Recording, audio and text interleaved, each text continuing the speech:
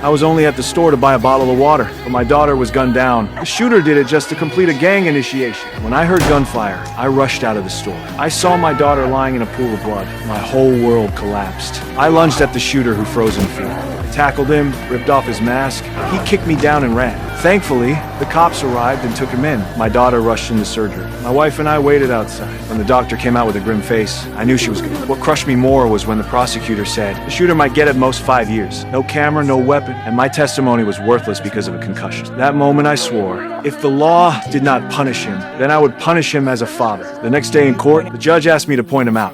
No.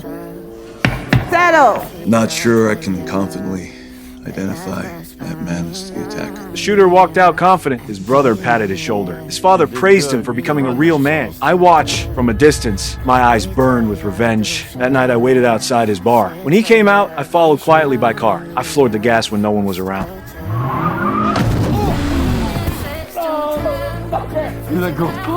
I pulled a bat from the trunk.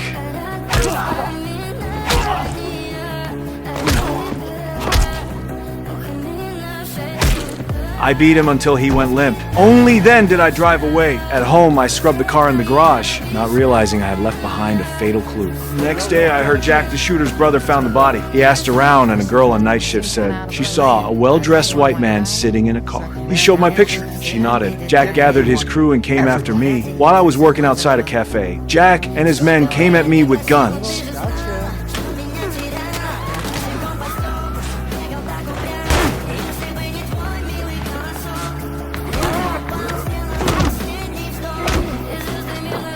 He chased me through the streets. I barely escaped when the cops arrived. He slipped away but picked up my wallet from the ground. I raced home, locked the doors, and told my wife everything. She begged me to call the police. I did, but they already suspected me of murder. I know damn well you started a war. Now you want me to help you. I don't know if I can. You should have thought about that before you went and got your revenge.